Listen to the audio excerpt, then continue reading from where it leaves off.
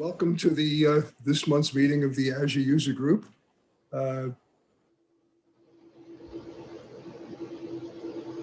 This is our mission. All right, we're all about Azure. Again, I'm not going to read this. You can find this as part of the recording when we finish the meeting. It'll be recorded on the on the YouTube channel. We normally, as most of you know, we normally meet over at Microsoft, but during the pandemic, we're meeting only online.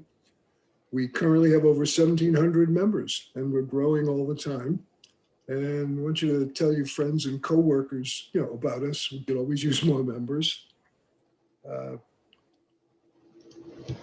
This is our board of directors. I'm the founder and president of the group. Roger Dahlman was co-founder and vice president, and I work for a company called Red Apt. I'm a cloud solutions architect.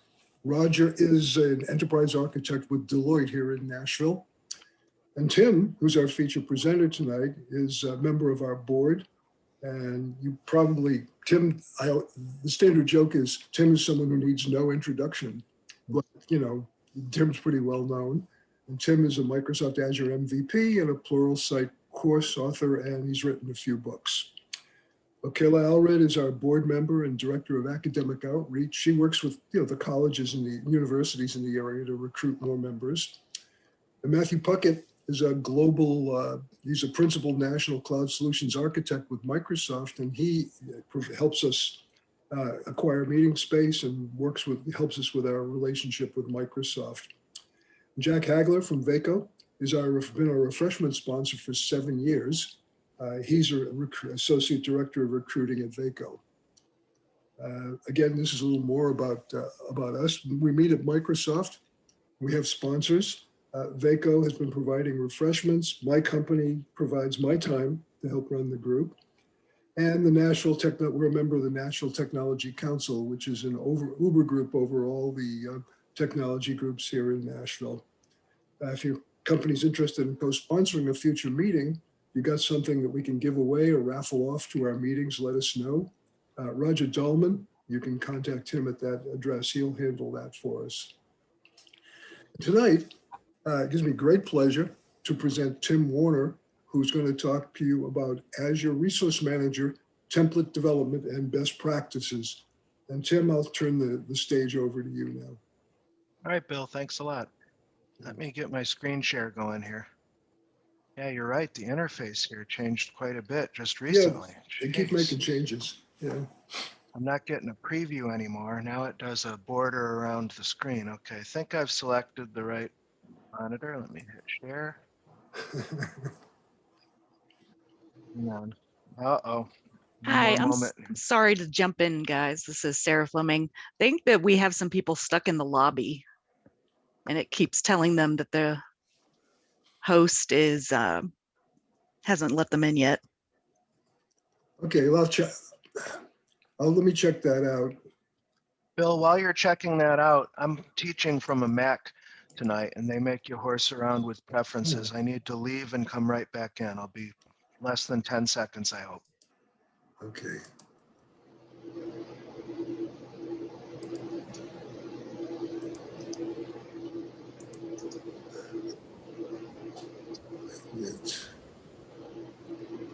How do I do an admit all? They've changed the interface on me. I'm not sure how to admit all anymore. Okay. Okay, got it. I found it. All right, I've just done an admit all.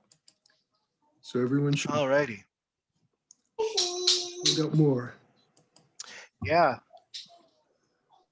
Okay. I'm part of that flood.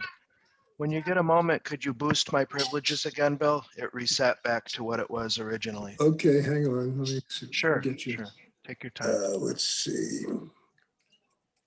People, participants. Hello, everyone. This is Bharat.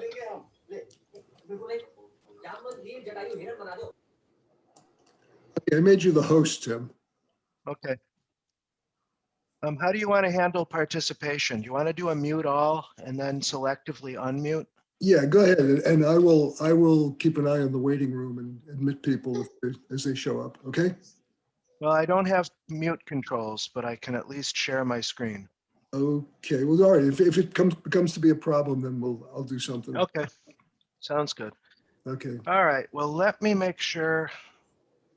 Okay, Screen. yeah, my video is off. That's fine. Don't need to see my face. All right, well, let's get this party started here if I can get back on the proper slide. Thanks everybody for joining us tonight. Appreciate you all very much. This is called 10 Azure Deployment Template Proven Practices. Originally, I called the session Best Practices, but honestly, I'm not a big fan of that term best practice because it assumes that you're not just better, but best compared to other practices. I like proven, what's actually worked for you well over time. So that's what we've got here. And the overview is pretty straightforward. I'm going to present almost entirely through demo for about an hour. And any questions that you have, please feel free to put them into the chat panel and I'll ask Bill periodically to recite any that come in. Otherwise, afterwards, hopefully he's working on a mute all just so we can cut down on audio distractions. And maybe we can do a selective unmute for Q&A as well. But at any rate, I first want to share with you how to get the goods. In other words, the session resources that I've prepared for you. Then we're going to review these 10 practices that I've found in demo form. Speaking of those goods can be found in my GitHub repository. The short link is timw.info/armpp, timw.info/armpp. And what's in that repo is, let's see here, go back to my Explorer. Well, there's the slide deck, such as it is. It's just a skeleton for no other purpose. But there's some demo files in there that I'm going to definitely use over the next hour, and hopefully they'll be beneficial to you. It's relatively bare bones, but hey, it's better than nothing, right? Okay, so what are these 10 practices that I've researched for you through my practice and then extending my own work, just asking around and doing some internet research, etc. Somebody else might have 10 additional practices. One of my goals, honestly, besides transmitting this information to you, is for all of us to discuss and share your own proven practices and add to my knowledge and share with the rest of the group. Also, these 10 practices aren't in any particular order of importance. I'm just going to go through them in this order that they show up on these slides. First, there's having you and your team having a consistent, reliable naming convention for your Azure resources. Then there's having a solid development environment that you can depend on. Third, there's understanding template syntax, not just copy and paste from Stack Overflow or from the Azure Quick Start templates gallery, but really having a good picture of what's going on. This is going to pay huge dividends, both when you're troubleshooting these templates as well as when new Azure products come in and they're not fully documented yet. The concept of t-shirt sizes is something that I used to scoff at, but no more. I think it's a really useful abstraction when you're looking to standardize, say, small, medium, large virtual machine sizes without your teammates all having to know what the classes are and this kind of thing. Handling parameters with variables is a really big game changer, in my opinion. I'm interested to get your feedback on that practice. Next, we've got mastering expressions and functions. That kind of ties in with just understanding what's going on in the JSON source. But those built-in functions and the expression syntax, again, can be really helpful in your work. This route probably should be number one if I were to put them in order of importance, ensuring that we never ever have secrets, passwords, passphrases, keys, connection strings in plain text. You've probably discovered, or hopefully you haven't, that if you accidentally upload code that includes plain text secrets to GitHub, their Dependabot system will let you know, and that's a good thing. But I've got a really nice suggestion, a pattern here that we can use to ensure that we never expose sensitive data, but we can still run our deployments programmatically. You see, we won't have to do it interactively and won't have to hand type any of that info. Kind of controversial, there's the practice of linked and or nested templates. Then there's the question of test-driven development and applying those practices to your Azure Resource Manager deployment templates. And lastly, there's continuous integration, continuous deployment, CI/CD pipelines. And the thought, wait a minute now. Can't we keep our infrastructure as code files in our source repository right alongside our application files and right alongside our YAML pipeline files? And the answer, of course, is absolutely yes. So let's get to it. Let me minimize my PowerPoint. Hello. I'm not used to teaching on a Mac here. It's not very comfortable, to be perfectly honest. Let's pop over into the Azure portal. And first, just to set the stage here fundamentally, as a reminder, fundamentally, every single deployment in Azure, at least as far as resource deployments, are done in the context of the resource group. And if we examine a resource group in the portal, we can come down under settings deployments to get a record of every deployment, whether it's successful or failed, and we can get the details here. Now, there's some proven practice meta in here that we could talk about. If you look in the documentation, there's a limit as to the number of deployments you can have in a resource group. And so if you reach that cap, whatever it is, I don't remember the number offhand, I think it's in the hundreds, deployments will fail. And then it brings up the question, well, okay, we really do need to keep deploying to this resource group. And so therefore we need to remove, say, the oldest deployments. But for our compliance, we need to keep a record, you see. So I don't have it in my presentation, but I'll just throw in, there's some community work in terms of suggestions on using, say, a logic app in Azure, if you're familiar with those, such that when deployments reach a certain age, you can have logic app archive those in, say, the blob storage of a service account and then delete them for you to kind of trim your resource group. And then if we look at a particular deployment, of course, we can see the underlying source code, the JavaScript object notation that's using the Azure Resource Manager template syntax. Now, what I've not included as a proven practice is basing your templates on code generated by Azure. I'd be really interested to hear your experiences with that. You know, the concept is, okay, this person or I did this particular deployment by using the Azure portal, and Azure's generated this code down here. Maybe I can just download the JSON, put it into my editor, and use it as a base for our own future landing zones or whatever it is that you're doing. I mean, if you want to do that, like Jerry Seinfeld said, not that there's anything wrong with that, but you'll find that the generated code is pretty nasty, might be too strong of a word, but there's just tends to be way too much going on, in my humble opinion. And I'm definitely open to being convinced otherwise. Please let me make that as a general purpose point. In the exercise files that I shared with you, there's kind of a master table of contents. Let me see if I can find it. Yeah, it's the README, easily enough. And let me see, got this. Let me see if I can collapse this toolbar here. Hey, Tim, can I interrupt you for a second? Yeah. By making you host, I lost control over the waiting list. Oh, okay. Could you just go in and see if you could let people in? Mm-hmm. And then someone asked if you would put the link to in the chat window. Okay. Assume that Yeah. you're talking about the meeting link, right? Yeah, let me, I'll do that first if I can. They've changed the user interface here. This is really, you know what I'm saying? This is actually a kind of a relevant discussion. When you're doing CI/CD and you're deploying all the time, this is a downside, isn't it? Because here we are in a quote unquote production environment. From my perspective, it's production. Right. And I'm all thumbs here. Now I open up participants and I hit invite Bill. Is that the control I need or no? What do I don't even know what control I would use to get to that. Open the meeting. Have you opened the presenters list? Okay. It should say participants, and it should say that there's a waiting list.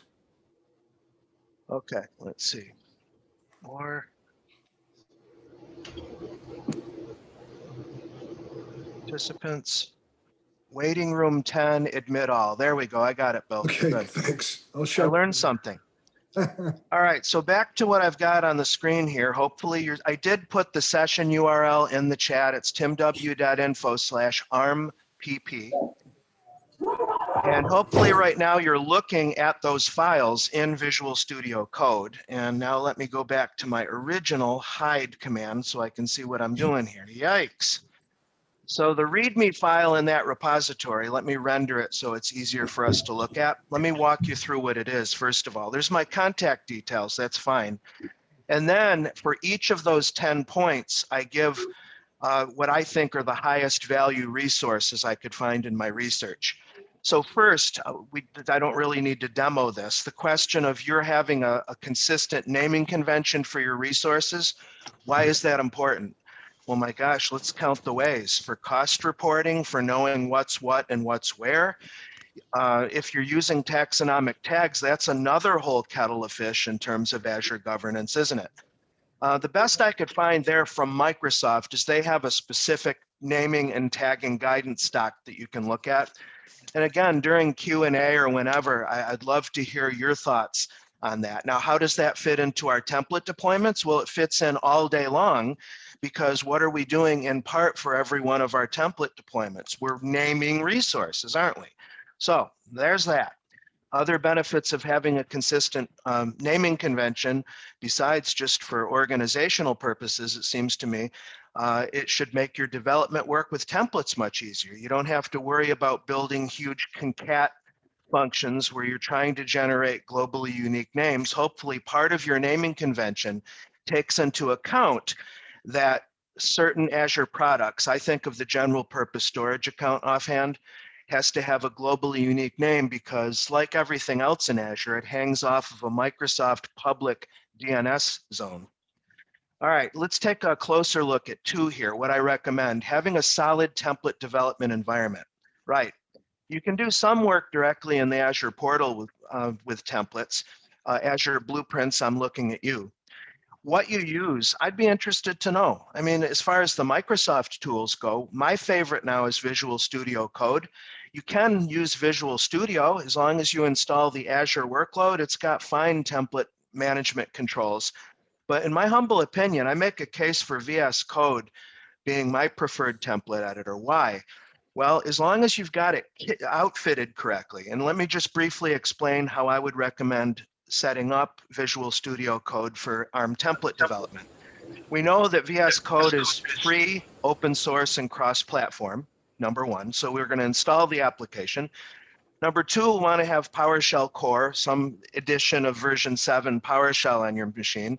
If you're on Windows, you can, and you're not already running it, you can grab it from the PowerShell gallery easily enough by doing, actually, for PowerShell 7, you could use Jeff Hicks's PS release tools module, or I guess you could just do a web search. So you'd install PowerShell Core. In Visual Studio Code, when it detects a PowerShell file, remember VS Code functions on the basis of file types. If I've got a PS1 file in here, I can see in the lower right that the language mode is correctly set to PowerShell. And next to that, we can choose our PowerShell engine. And on Windows, we have either Core or Desktop. If you're on Mac OS or Linux, of course, you would have only a Core, PowerShell Core version. We're almost there. So we've got the PowerShell engine installed. We've got VS Code. Next in Visual Studio Code, I would make sure that you have some Microsoft extensions installed. The PowerShell extension is going to give you full language support for PowerShell. Do you have to use PowerShell with your ARM template deployment? No. Not strictly speaking, so ignore me if you don't like that. If you're an Azure CLI or an Azure Command Line Interface person, I would recommend that you install the Azure CLI Tools extension. This gives you language support for the Azure CLI. However, I found, and correct me if I'm wrong here, but you have to have the AZ CLI as your file type, and it gets detected by the VS Code is an Azure CLI scrapbook, and then it will light up IntelliSense code completion and that for Azure CLI.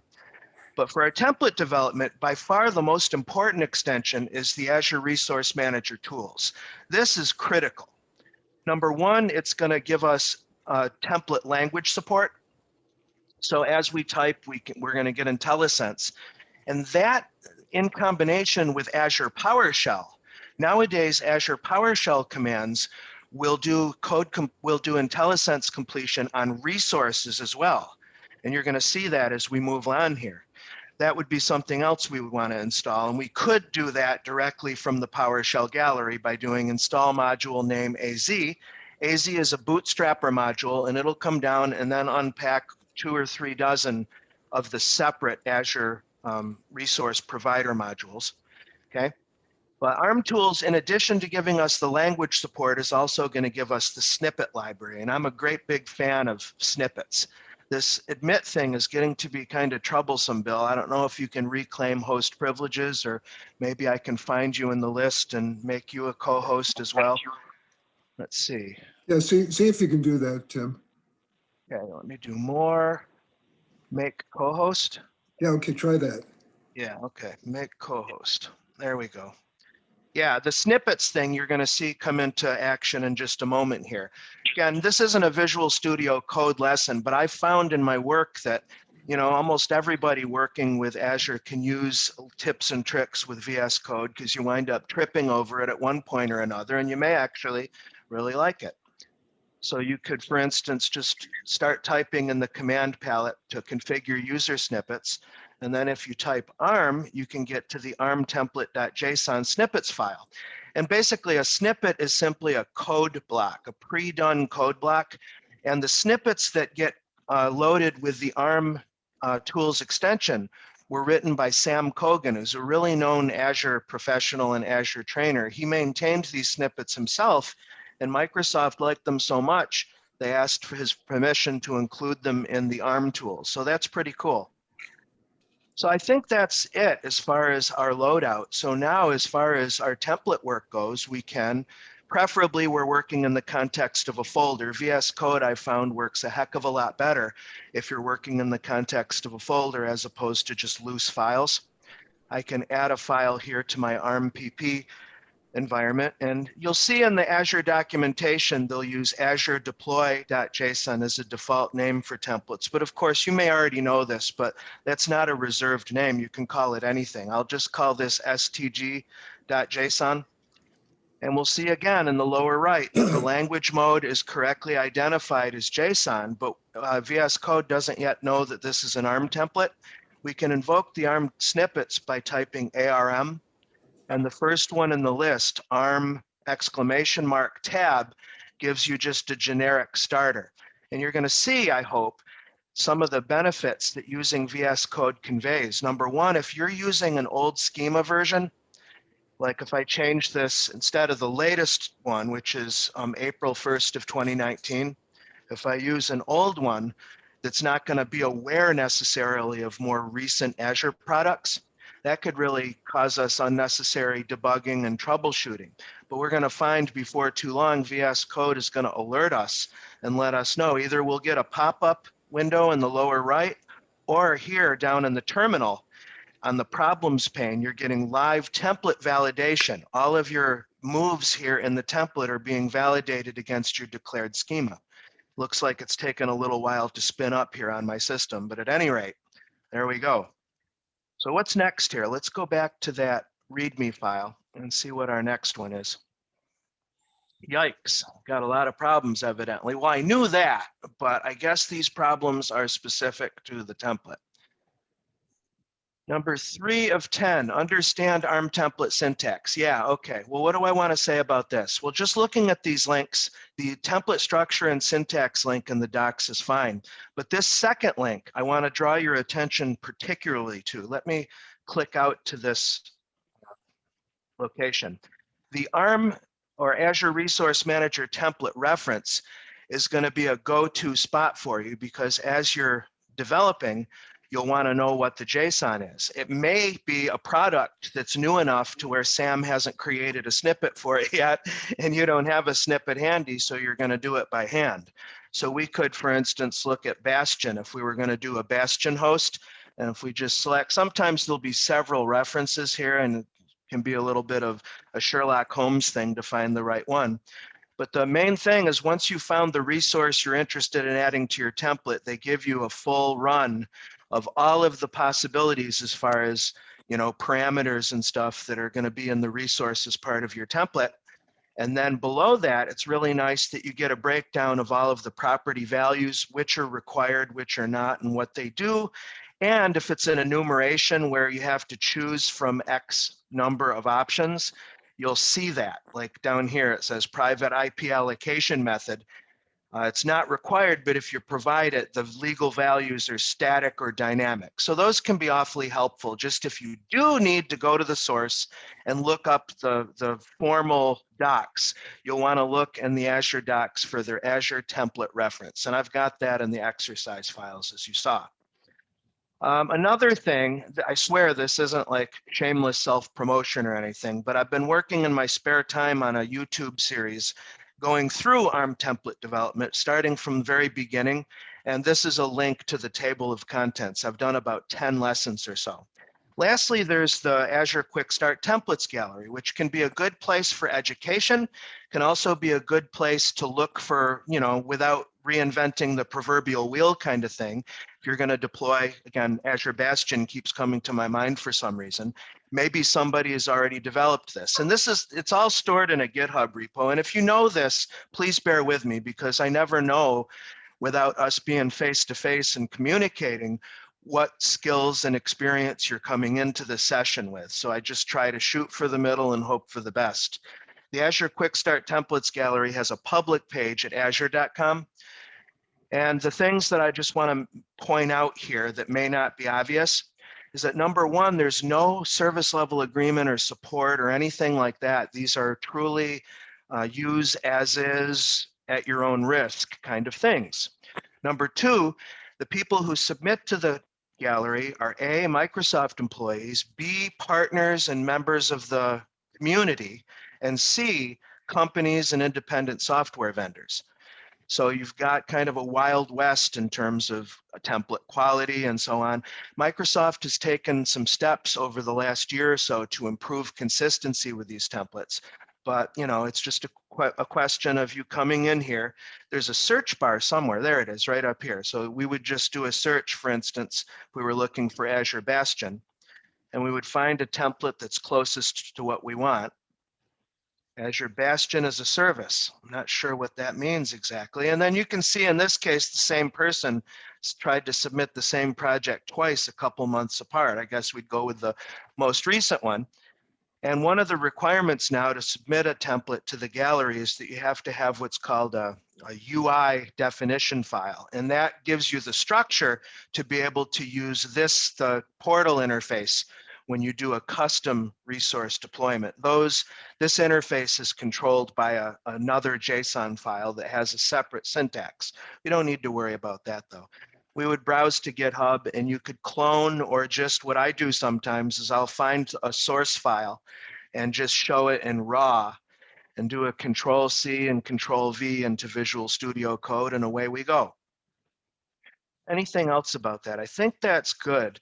Any questions, Bill, from you or from any attendees yet? No, someone just came in. Let's see.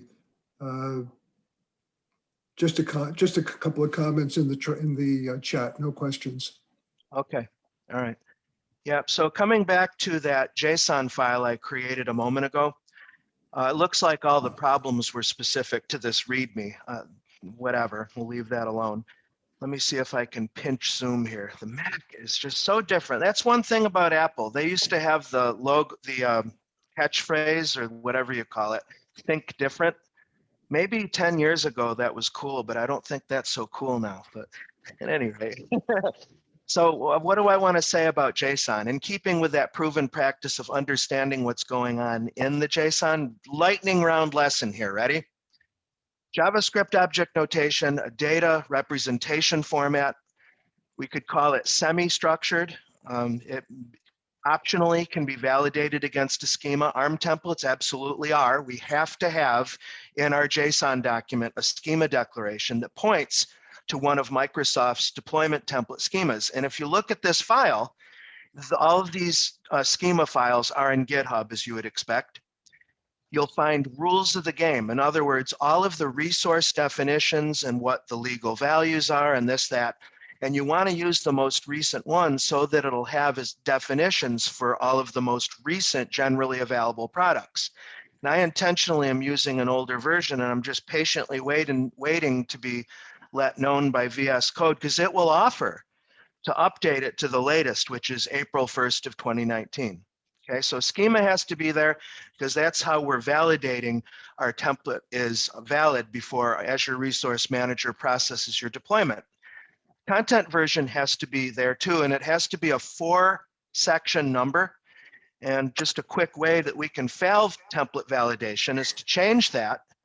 And notice that the problem lights up here and tells us that the value has to match this regular expression format. It's basically a decimal value, dot decimal, dot decimal, dot decimal. So it has to be present and has to be a number in that format. But I think this is here for you and your team to increment, because ideally you're keeping all of your deployment templates in source control. And so you're versioning them not only internally with, say, Git, but also explicitly by means of the content version element. Parameters are optional, but super helpful because these give us values that we pass in at deployment time. Functions are user-defined functions where you can encapsulate logic and then refer to the function in the resources part of your code. We can also refer to the parameters in the resources part of our code as well. Variables are different from parameters because variables are key value pairs that we refer to in our resources. That's kind of a recurring theme, isn't it? But parameters are actually exposed outside of the template, and we specify those, any that are required and don't have default values, at deployment, whereas variables are internally referenced. And that's one of the proven practices I have for you tonight, as a matter of fact. So variables, functions, parameters, optional but helpful. Resources is required because this is going to be the resource definitions that we're deploying. Something as simple as a storage account or as complicated as a 9-node SharePoint farm. I saw that as a template in the Azure Resource Manager gallery. That wouldn't be too fun. There's a template that'll do SharePoint with ADFS and the whole kit and caboodle. It must have been a lot of work to put that together. And lastly, we have outputs, which is optional. This can be really helpful to get return values. It could be an IP address that you want to use. It could be a storage account URL, whatever it is. It's optional, but a good way to get values out of the template. And then you can actually pass in to another process, okay? Other than that, what about the JSON syntax? Well, I found in my work with template development, tell me if you've got a similar thing, it often comes down to a missing comma, a missing curly brace that drives things crazy. So it's useful to pause just a moment to make sure we understand what's going on there. The most simple JSON document or JSON object is going to be a set of curly braces with a double quoted key, a colon, and a double quoted value. So note that well, double quoted. The JSON code here is case sensitive, not insensitive, and space is ignored. So we can happily use space as a way to make the code more legible. It's ignored if we have space. All right, and lastly, I guess, we can have nested objects such that we could, in our parameters, create another JSON object or element that has its own curly braces. And if we have a comma-separated list of either individual key value pairs or JSON objects, we can use the array indicators, which are the square brackets. So resources is already square brackets because Azure is kind of assuming we're going to want more than one of these. We can bring in those snippets by using the arm- keyword again, and I typically do a storage account as an example first because it's pretty straightforward. And here we can see, I'm colorblind, so I can't tell the difference, but I think that there's a color difference here between the first two and the last three. What we've got going on here are placeholders. And again, we don't have to get into the weeds with snippets, but part of the things that you can do with snippets is that you can tab through these. These are highlighted placeholder fields such that I can come in here and give this a name. Storage account would have to be, well, it already messed up. I guess you have to type immediately And then I should have been able to, after I finished typing, hit tab, and it would mirror that. Actually, I wouldn't even have to type anything for display name. So it's just one of the little tricks you can do in your snippet code is create what are called mirrored elements. And then if I continued pressing tab, it would actually, you can expose enumerations. So we could, in our snippet, have the name value drop down and show not just standard LRS replication, but we could have all the other ones. Again, these are all potentially useful proven practices because they make your template more dynamic, because there's nothing stopping you, of course, from designing your own snippets that include these little helps and this kind of thing. So I don't know if TWSTG 401 is globally unique. I guess it is, otherwise we'd have a validation problem. But that's the name of the resource. And then we've got, this is just a tag down here that's part of the snippet. And I guess we would want to make that the same. If we were going to use display name as our tag key, I'll do TWSTG00001 as my value. Now, is this a good pattern? Hard coding values in the resource as part of the template? Absolutely not. We're going to want to parameterize these. And actually, it looks like hovering over it, the ARM tools is telling me that there may be a problem here. What is it saying? String length restriction must be at least 3, but no more than 24. I don't know where it's seeing that. It's probably seeing it here on the type. But look here. When you've got the ARM tools extension installed, you get these little tooltip light bulbs. And of course, you can do all this manually if you want to, but it's really cool that we can do this just with a couple clicks. The name of the storage account is certainly something we're going to want to make variable, not necessarily as a variable as such, but as a parameter, let's say. So let's extract that as a parameter. Visual Studio is saying enter the new parameter name. I'm going to call this STG account name. One of Microsoft's proven practices is to use camel case for your parameters and variables. So an initial lowercase and then a capital for each significant word in the element. And when I press enter here, it asks for an optional description. I'm going to include this. This would be a good place to put the storage account name restrictions, you know, a way to document your code as well. So let me again hide my floating controls. And we can see now that in the resources part, we've got now an automatic call. Instead of a static name for the storage account, it's going to use the parameter value STG account name, you see? That's something else that is one of the proven practices. I guess I'm kind of riffing instead of going through that README. That's fine. In order to do a template expression, when you want to call a function and do something dynamic in your template, what you'll want to do is for your value part, you've got your key here, name, in this case, colon. You'll want to do double quotes to enclose the value because that's part of the JSON spec. But when you include square braces inside those quotes, that tells Azure Resource Manager that you're looking to do some computation, and you can start using built-in functions. And this word parameters here is actually a function. It's one of the built-in functions. And if you've used functions before, a function is going to be some kind of precompiled code that does one thing, and hopefully it does that one thing well. After a function call, we've got parentheses, and in this case, we have an argument or an input to that, and that's going to be in single quotes. Note that difference. Your function inputs here, your function arguments, you'll put in single quotes, and we're calling the STG account name parameter, which is up here. We can see now parameters, STG, account name. And this brings up some more proven practices. I know that this one I'm going to give you comes from Microsoft. They say minimize the number of parameters. I would agree with that because the idea is when you're deploying, you're going to have to provide values for parameters if you don't have a default configured. If this were a virtual machine deployment, you know that you're going to need to have to specify a local administrator password. Are you going to use default value and put a plain text password there in the parameter section? I certainly hope not. So yeah, default values are cool because as long as it's not secret, you don't have to provide a value for that. It'll be just picked up for you. Speaking of which, it's always a good practice, well, not always. In many cases, there you go, it's a good practice to keep some parameters, at least the highest value ones or the ones that are most volatile, in a separate parameter file to really make your code more modular. Because I'm in VS Code and I'm using the ARM tools, look at what we've got here. Select or create a parameter file. I can click that. It shows me any parameter files it detects. I'm going to say new.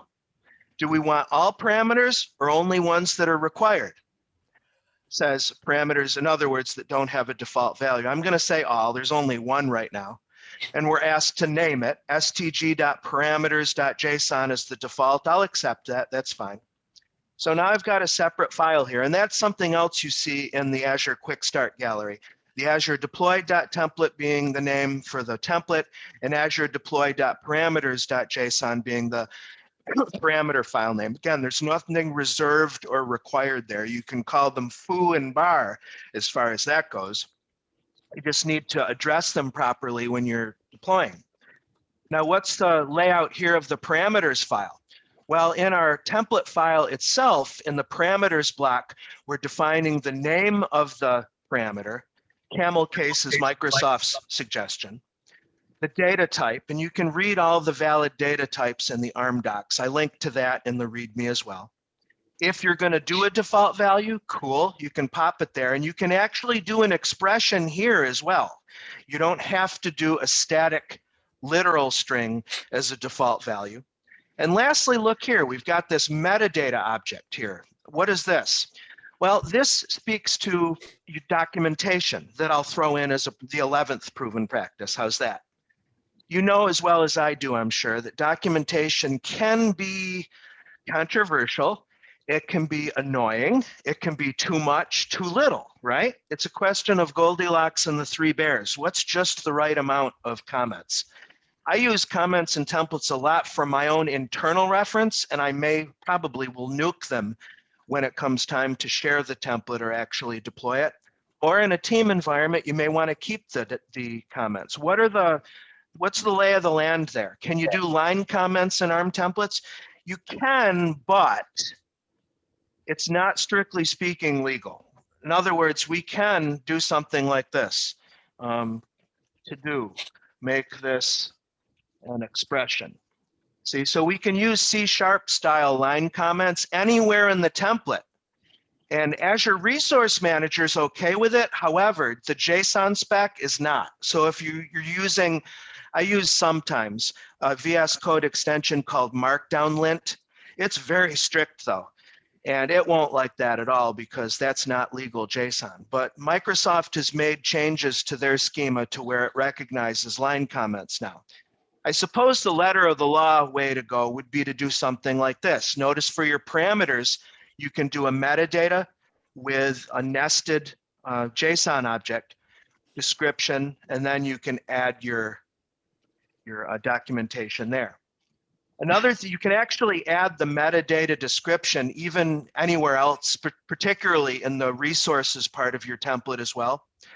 Something else you can do in your resources section in order to comment and just explain what you're doing or whatever the case may be. There's actually an element now, as you can see here, called comments. And that's something you can include in any or all of your resources as a way to, document what you're doing, put to-do items, whatever, in a way that's not going to break validation. Yeah, I forgot a comma. And again, it's a good idea if you're using VS Code to keep that problems pane open so you can be notified of validation errors as you're working interactively. Let's see here. Anything else coming to my mind here? How about the concept of surfacing your parameters to the world, but then building your variable data as variables instead? That's a terrible description. Let me do a take two on that. Let's say that your goal is to put your deployment templates in your CI/CD pipeline. As part of your build process, you're going to make sure that your ARM templates are in there. And the way that ARM deployments work out of the box is idempotent. In other words, it's an incremental deployment. So you can make a change and rerun the deployment. It's not going to disrupt anything. It'll just reflect your changes. Fine. Well, in that case, the parameters, I like to think of it visually as they're poking out of the template like spines on a porcupine. And the variables are completely internal to the template. So in Azure DevOps, for instance, you specify parameter values in your ARM templates. It's surfaced right there in the builds, the little script widgets or activities or whatever the heck they're called. So the pattern that I'm advising here is to parameterize to your heart's content, but don't refer to the parameters in the resources part of your code. Instead, do it as a variable. In other words, we can come down here to variables and let's create a variable to define, we'll call it final STG ACT name. That needs to be in double quotes. So let me go back and fix that. And then we're going to do a colon. And then how do we want to handle this? Well, we're going to need our double quotes. And then if we want to do an expression, as I said, we can do the square brackets. And then we can start to call functions.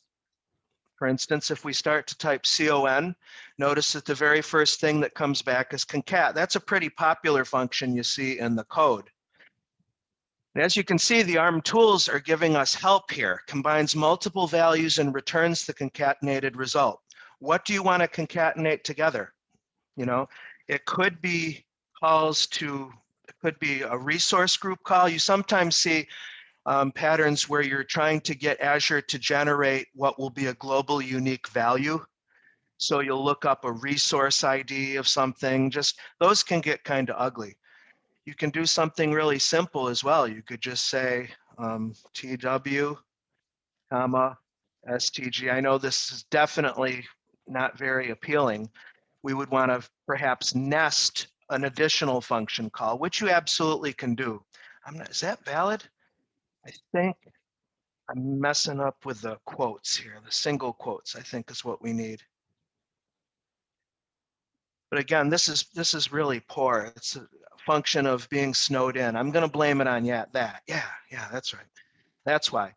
But the bottom line is, you see the logic I'm driving at here. We're doing our logic of building a globally unique name for the storage account, not up here in the functions, not down in the resources area, but with an eye towards maintainability. We're going to build the name here, but maybe we'll want to, instead of concatenate two strings, maybe I'll say TW, comma, parameters. How's that? So I'll type PAR tab and open my parentheses. And then again, you're getting all of this goodness coming to us courtesy of the ARM templates extension. You see how that works? So now we're saying that the storage account name is going to start with this. And this prefix may be part of that naming convention I gave as an earlier tip, but it's going to add to that or append to that the value that we put in for STG account name up above. So I'm going to change this default value and just make it something different, like prod storage accounts have particularly nasty restrictions on their names. The length is fixed. You know, you can't use dashes or underscores, et cetera, et cetera. So we're going to provide the name of the storage account as a parameter. We're going to formally build the name in the variables as final STG account name. And then lastly, in the resources, when we ultimately are having Azure name the dadgum thing, we'll want to do an expression. So again, we'll want the double quotes and the square brackets syntax. And this time we're going to call the variables function. And I'm going to specify final storage account name. You see, so that's the pattern, kind of clumsily explained, admittedly, but you will have a playback recording if you really want to or need it, and if you don't mind my stuttering here. All right, so let's come back to the README. Let me again collapse these meeting controls and come back and see where did we leave off here. Use the t-shirt size metaphor. Yeah, I've got a couple interesting blog posts here that make a really good case for that. And I also have an example. So let me come down here and bring out t-shirt.json and t-shirt parameters. Look in the lower right. See, this is what I was talking about earlier. You're using a deprecated schema that's no longer maintained. Do you want to update it to the newest schema? So right now it's 2015. When I hit use latest, it went to April of 2019, which is the latest. Now, when I first saw this, I was thinking, wait a minute now, does this mean that any Azure products that came out after April of 2019 are not going to be reflected in the schema? The answer to that is no, fortunately. Microsoft recompiles their schemas, from what I understand, every 24 hours. And there's all sorts of sugar and smoke and mirrors behind the scenes, such that we can just point to this file and it will pick up all of the resource definitions that all the engineering teams do. They upload or push their changes, and eventually somehow, I don't know the details, those definitions get absorbed into this top level schema. So we don't have to worry about any of the child resource schemas. We just want this guy right here. All right, so what's up with this t-shirt size business? Well, it's just a design pattern that's an abstraction, taking the complexity of, for instance, as an example, virtual machine sizes, or this template, I believe, is doing an Azure App Service deployment. And you know, you've got your app service plan, and they come in all sorts of different stop keeping units. And for governance, you might want to do what you can to try to constrain those so that one of your colleagues, not you, but one of your colleagues doesn't accidentally choose too big of a resource for a client or for whomever. So what do we have here? In this file, we've got in our parameters section, we've got a parameter called web app size. Now look what VS Code is doing here. It'll tell you what the currently active value is, if there is one. And that currently active value could come in one of two places. It could be a default value provided in your parameter definition, or if you're using a separate parameter file, it'll override with that. So if I change this to large, let's say, instead of small, and come back to tshirt.json, notice that we now see, and this is good for debugging and troubleshooting purposes, just to kind of verify, okay, what's going on as far as what our current active value is for this. Another thing here that's kind of a good pattern, but Microsoft in their best practices say to try to limit your use of the allowed values array. Why? For maintainability. This is a statically maintained list of options. The allowed values allows you to create an array. Again, there's our square brackets, a comma separated list of double quoted values that constrains such that when we deploy using this template and we provide a value for web app size, if we don't choose small, medium, or large, it's not going to deploy. So on one hand, it's good, just as kind of a sanity check kind of a deal, to make sure that your deployment is within bounds. And number two, coming into this t-shirt size metaphor, instead of having this be S1, P1, I1, you know, all of those modifiers that are in the ARM spec, this example is abstracting them using small, medium, large. Easier to understand terms is the idea. Of course, you might be thinking, all right, say we deploy this and we provide web app size small. How does that affect the rest of the template? What actually is going on here? Well, what we see in this example is that we handle those cases, those allowed value cases, in variables. We've got a lot of possibilities for conditional logic in ARM template spec, which is pretty darn cool, it seems to me. And so what we've got here is a variable called t-shirt size that, depending upon what you choose for your web app size parameter, is going to map to these variables here, call them sub-variables, that have pre-done values. In this case, it would be a SKU and a capacity value for an app service plan. And this is an old template, and I don't think these are even legal anymore, so I wouldn't try to use this exact template, but hopefully you get the general idea so far. So now at this point, we've converted that input, let's say, from small in the parameter to t-shirt size small. So I guess we can expect to see, as we go through the resources part here, SKU, it looks like it's going to go into the t-shirt size parent variable and then pick up the value of SKU name or SKU capacity based on whether you're small, medium, or large in size. Does that make some semblance of sense? I have a feeling, Bill, feel free to answer this or not, but I was thinking tonight, Bill's got to have used this in the past, or he's using it now. Can you speak to that, Bill? Sorry, I got distracted, Tim. Repeat the question. Have you used or are you using that t-shirt size metaphor where you abstract complexities like, you know, Azure SQL SKUs and all that, and abstract it such that you've got parameters like small, medium, large instead? Do you do that for clients? Unfortunately, I haven't. I know it's there, but I haven't used it that way. Okay, I'm sorry. I didn't mean to put It's you on the okay. spot. It was just a curiosity. That's all it was. Let's see here. We've looked at a little bit ARM template expressions and functions. I link to the docs here, specifically the list of built-in templates and their full definition, as well as the full list of built-in functions. You want to take a look at those? Now, how about protecting secrets? Specifically, what I suggest, and I love to do, is to rely on Azure Key Vault. I mean, the idea is this: although your company might have some additional complexity, maybe you're using a third-party vault like Thycotic or whatever, and I imagine it's possible to work in that context. But if you're already in Azure and you're willing to keep your secrets in Azure Key Vault, it's super duper easy to keep secrets out of plain text and using Key Vault. So let's take a look at that next. Let me clean up my tabs here by closing to the right. And I've got secrets and secret parameters. The secrets file in this case is defining a Windows virtual machine. And we can see, as I mentioned before, we've got our admin username and our admin password. We want to choose the secure string data type for sensitive information. What does that actually do? Does secure string do any encryption?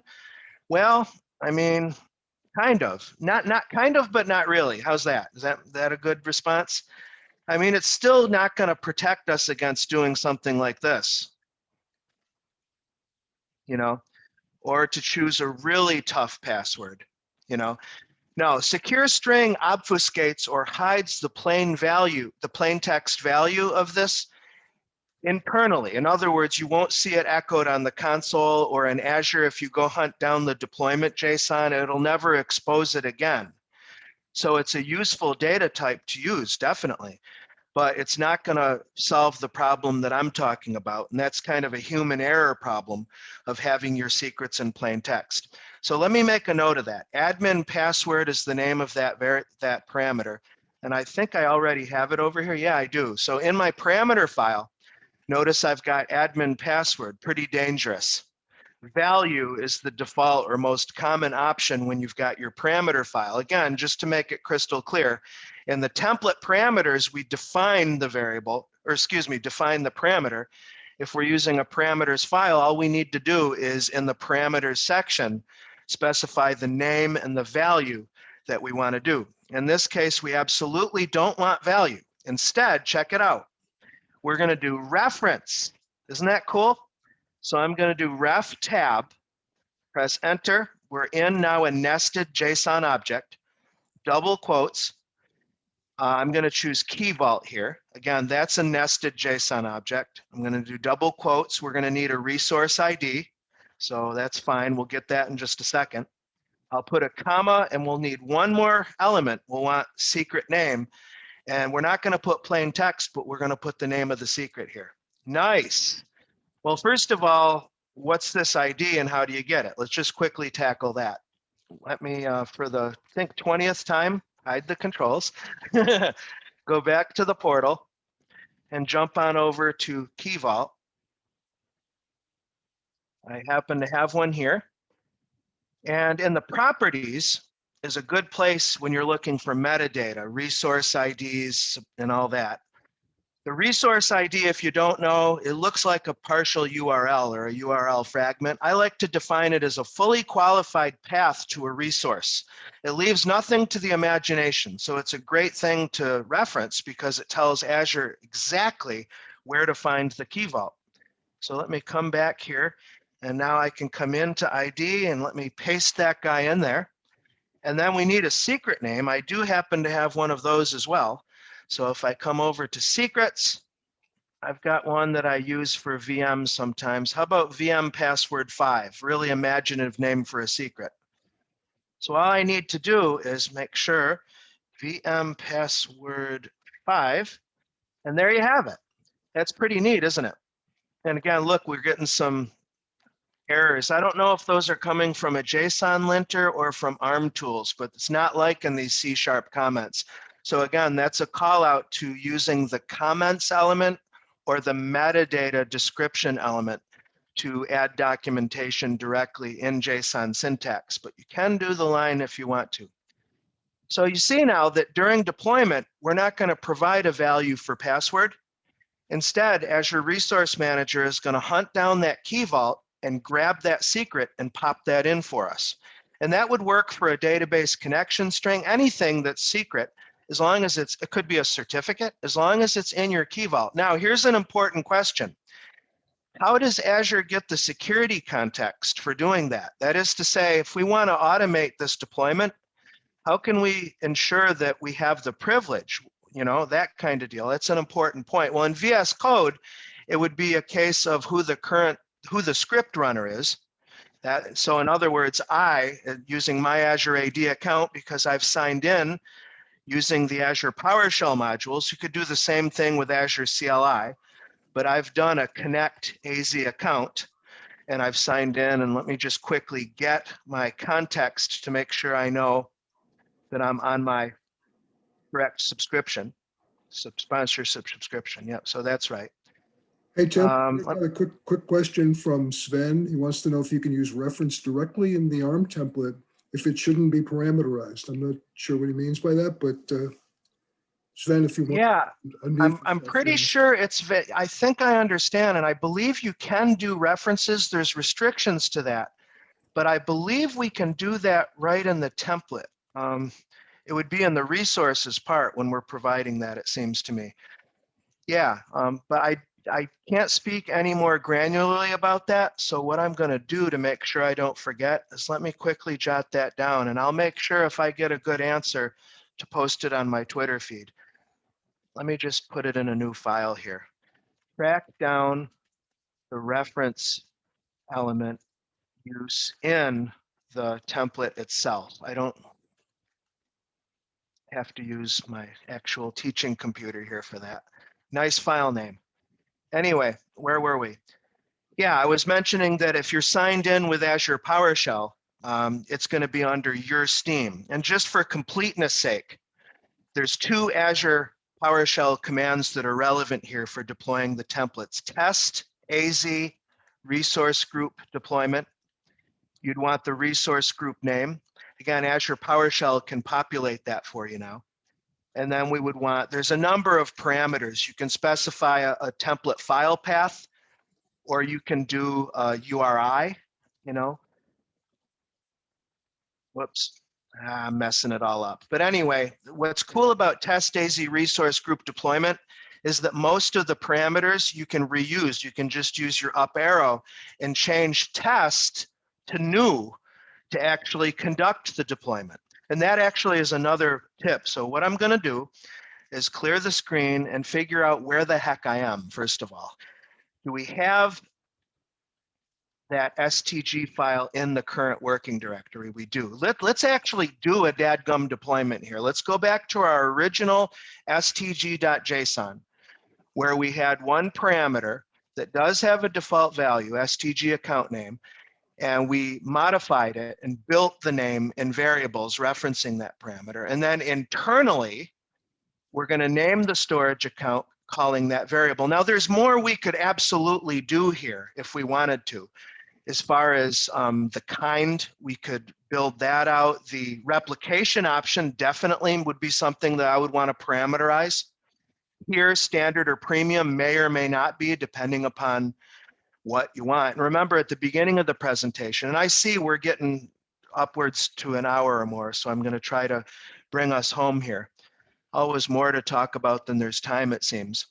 But I'll just leave it at that for now. And if we go to problems, what is this telling us here? Well, it's telling us here, boy, oh boy, provided value for admin password. This is giving us more than we need. Let me close everything but STG. I'm not going to save my question. I won't forget.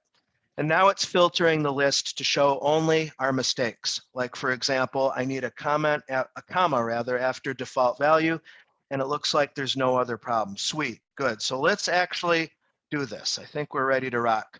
So to do a validation through PowerShell, the good news is that the syntax is so similar to new. I just up arrow and do a little modification and I'm done. The bad news is that I get, and you get, no feedback if it passes validation. Another gotcha that you might find is that the test AZ resource group deployment might find problems that are not surfaced within VS Code or vice versa. So it might be a good practice to do both approaches, to do a validation automatically in VS Code as well as programmatically. Now, I can't talk and type some things at the same time, so hang on. Resource G tab. Okay, there we go. So let me do the template file first. We don't need any parameters. And that is stg.json. And we always deploy in the context of a resource group. And let's say I'm going to put it in my Pluralsight group. And isn't that tab completion great for values? So nothing came back. So presumed it's fine. Up arrow, and I've got a best practice tip for you here, 2 of them that are pretty good. To actually submit this deployment to Azure, of course, we want it to be new AZ resource group deployment. And I'm going to go to the end. Got our template file. If we had a parameter file, we would provide the template parameter file, parameter and value. First, I'm going to show you this. This is pretty new to the party. What if? What if is kind of like Terraform state, how you can have Terraform show you an execution plan. It'll come back with a list of what it will do when you actually deploy the template. What if in PowerShell, in my opinion, is weak sauce. It's not very good. But the what if element in Azure PowerShell, by contrast, is very good indeed. It gives quite a bit of verbose stuff back here. It tells you what it's going to do. In this case, it's a create operation. It's going to operate at the Pluralsight resource group level.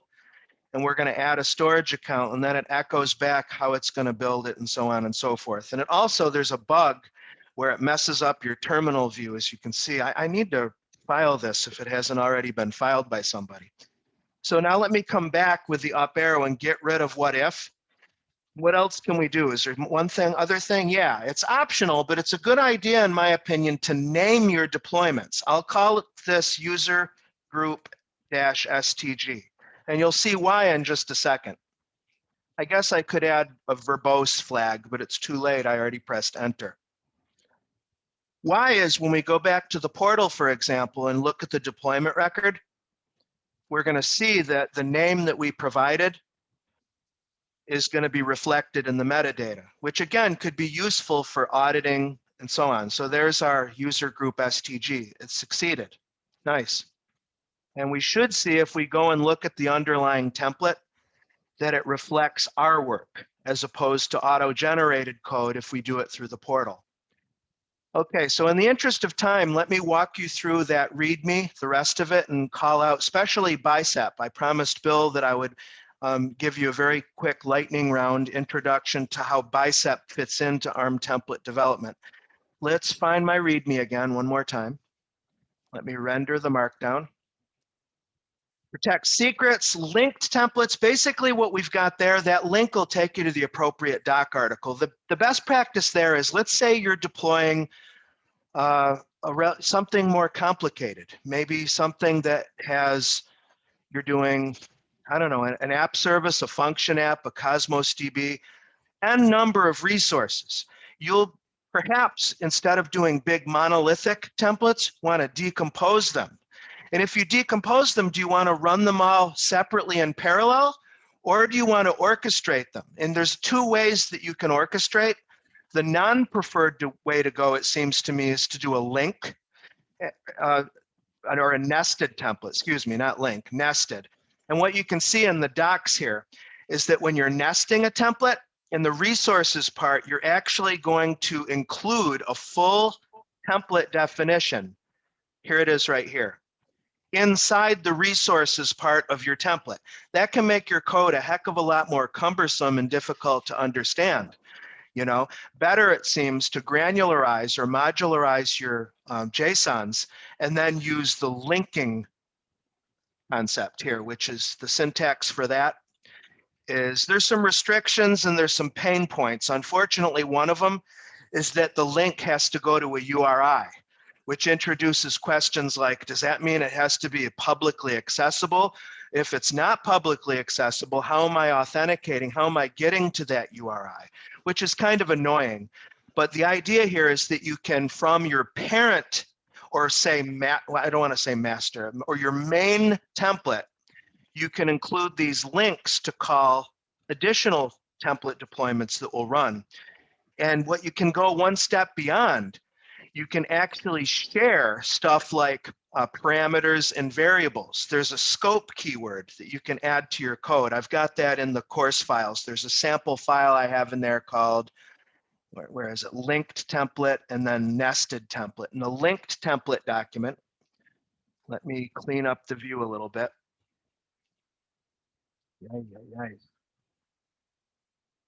Let's see. What was I looking for? No, I guess it's not. I guess it's just showing you. Maybe it's in, well, I don't know, whatever. Sorry about that, false start. There's a keyword where you can say that the nested or linked template, anything that you have there parameter or variable wise is private to that internal scope, or you can use, I think the keyword is outer, such that your linked template can actually use and consume parameters and variables that are in the parent or the master template. I hope that makes some semblance of sense. Lastly, before Bicep and goodbye, the last bit was on testing and test-driven development. And what I want to draw your attention to in particular is a project at GitHub called the ARM Template Toolkit. And I've given you links here to some blog posts, and I give you a link to the tutorial itself. And basically, it uses the Pester PowerShell unit testing framework to run a whole bunch of checks automatically against your template. And it will do a lot of the work that we've talked about tonight and let you know which of those tests have failed. And the idea there is that it's meant to automate and help you bring your template up into at least what Microsoft and these project maintainers consider to be proven or best practices, okay? Last one, number 10, I have some guidance here on integrating ARM template deployments in both Azure DevOps and GitHub Actions. I know that there's other platforms, but those are the two that I use. And lastly, what's this about Project Bicep? First, we have to just spend a moment understanding that although Azure Resource Manager in its Json syntax is the only game in town by default in Azure, it's not the only deployment language if you're in a multi-cloud environment. What if you're AWS and Azure, Google Cloud, AWS, and Azure? One thing that's compelling about the Terraform product from HashiCorp is that they have a domain-specific language, or DSL, that you can learn once and patch in what they call providers. And then using their DSL, you can do a consistent deployment syntax for all of your clouds. That's something that is really nice about Terraform. And so given that, what we have with Bicep and the Bicep project, let me bring up my Bicep file here. Let me see. Got two of them here. What Bicep is a domain-specific language that allows you to use this simpler syntax. The team at Microsoft is definitely emulating what HashiCorp is doing with their DSL with Terraform, absolutely. Just like the what if flag is emulating what HashiCorp has done with their Terraform plan keyword. But anyway, I've got a file in the repo there called Bicep Terraform, and it shows you just some examples of Terraform syntax if you're interested. To set up Terraform for ARM template development, you'll want to install Terraform. It's just a single executable. It's not even really an installation. And you'll want to install the Azure CLI because Terraform really likes the CLI. And that's the authentication context. You initialize Terraform, you point it to your TF file, and it'll generate an execution plan, and then apply will actually run the deployment. Now, Bicep, you'll want to install what's called the Bicep CLI. I give you a link to my friend Chris Peachman's blog post where he gives you all the instructions on installing Bicep on Mac OS, Linux, and Windows. It's really easy. And it's a command line interface. Your work files will have the extension Bicep. There is an extension from Microsoft that handles Bicep syntax. It's called, wait for it, Bicep. So that'll give you the language support. And then it's just a question of building out your Bicep file. Where is my Bicep file? I had an example here. Let me see here quickly. Here it is, storage account.bicep, right. And again, this is Chris Peachman's work, all credit to him. As you can see, it's meant to be much more concise than ARM JSON syntax. You're not dealing with JSON, you're dealing with what's much more like YAML. You're declaring parameters in a very C#-ish kind of way, JavaScript-ish kind of way. You're defining variables, again, same way. You can do expressions here when you're calling variables and parameters. You use this $curly brace syntax. So there is a new syntax for you to learn here, but it's built upon what you already hopefully know with ARM template syntax. So in this case, we're specifying a default value for our storage account location. We're providing a default name. Again, this is string literal, but you can take advantage of ARM template functions like concat and take and resource ID, whatever. And then you've got these resource blocks where you do resource, friendly name, provider name, and API version. And then the formal name of the resource, location. The specifics here are gonna, again, depend upon the spec. And I haven't found documentation is very good yet for Bicep because it's such early days. But ultimately what you've got when you finish your file here is that you transpile it to JSON. So if you have Bicep installed on your system, what you would do is do Bicep build, then the name of your Bicep file, your path to the Bicep file, and all Bicep will do is spit out a JSON file, which I've already done before class. This is the result of running Bicep against that Bicep file. And you can see that it's now plugged in my parameters and my default values, and it will respect all of any expressions, those calls to the name and location here, calling the parameters function in JSON. So you see the idea? So in summary, Bicep is meant to be a simpler and more approachable way to build templates where you can use this language, and then when it's go time, that is when you want to deploy, you have it create the JSON, and then you use whatever you normally use to deploy the JSON. I use PowerShell, but you could use other things to go from there. All right, Arino. Well, let me give you my summary slide here. Why are we doing this? Why are we looking to maximize our efficiency with ARM template development? Well, at least from my personal perspective, it's to avoid human error. It's to minimize our effort and maximize our productivity. It's to define our Azure infrastructure as code in the service of a DevOps organization, a DevOps orientation. Materials, again, the short link is timw.info/armpp. My Twitter handle is TechTrainerTim, and I will track down an answer tonight, and if I get something interesting, I'll post it on my feed.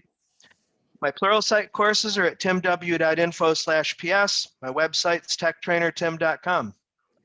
That's all, folks. Thank you so much. I'm happy to entertain any questions that may be outstanding. Bill? Tim, we've got one in the excuse me, we've got one in the chat about nested templates, nested resources. Okay. The question is related to the sequence of execution. He said, assume the nested template will finish the internal one first and then does the parent, and getting output from internal to pass it to the parent if we want. Am I correct? I can't speak definitively about that at this time. That's, again, something I'm going to have to track down. The reason I'm saying that is because Azure Resource Manager generally operates in parallel, but I know, for instance, if you're using the depends on keyword, if you have dependencies, you have to make sure that what you want deployed first is in the template before you hit a depends on. Yeah, so I tend to stay away from nested templates completely and do everything with linked templates because there's restrictions on nested templates, like loops don't work the same way they do, you know, in the parent template. Just, I always say that, I'm sorry, go ahead. Well, to that point, let's say you've got a parent template that's going to do an app service plan, and you've got a linked template that does the web app. Have you seen the internal, the link evaluate first, or do you see it as parallel? What have you seen? I Do you remember? in link templates, I've been using dependencies to control the order of, things run serially. I see. Okay. All right. So there it is. In keeping with the fact that Azure Resource Manager likes to do things in parallel, which is good because I remember the Azure Service Management, the classic mode, that was all serial. If you were going to deploy 20 VMs, it was one at a time. It is nice that we're in parallel, but so it sounds like that depends on keyword really is our main thing that we use to do control flow. And I'm going to definitely test that, probably not tonight, but tomorrow morning on a linked and nested templates to really track down the order of execution and how you can modify that with depends on.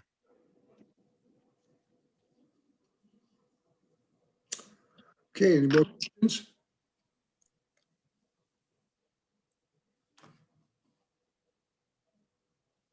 All right. Well, you all know where to find me. I'm happy to be of service, and thank you all again for attending. I appreciate you all very much. And Okay, we'll have the recording posted on our YouTube, right, Bill? Yep, we'll do that. We'll try to get it up there by Monday or Tuesday at the latest.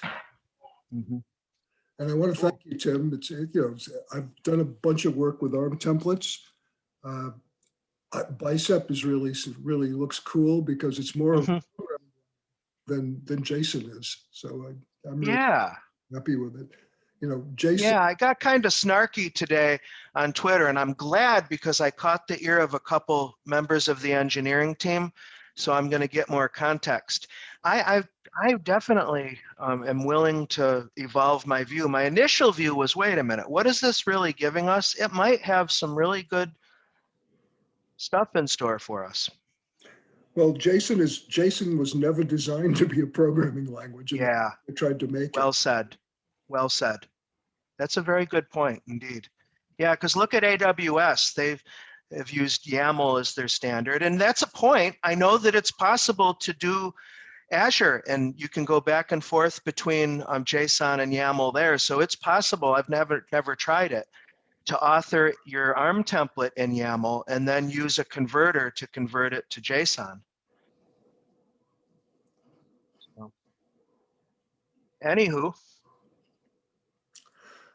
Okay, folks, if there were no more questions, we can wrap it up and come back next month when we have our next meeting. By the way, we don't have a topic for next month. So if there's any particular topic that you're interested in, let us know, and we'll see if we can line up that topic. Okay. Thanks, everybody. Have a great night, day, afternoon, wherever you are in the world. Be safe. Hey, take care, everyone. Thank you.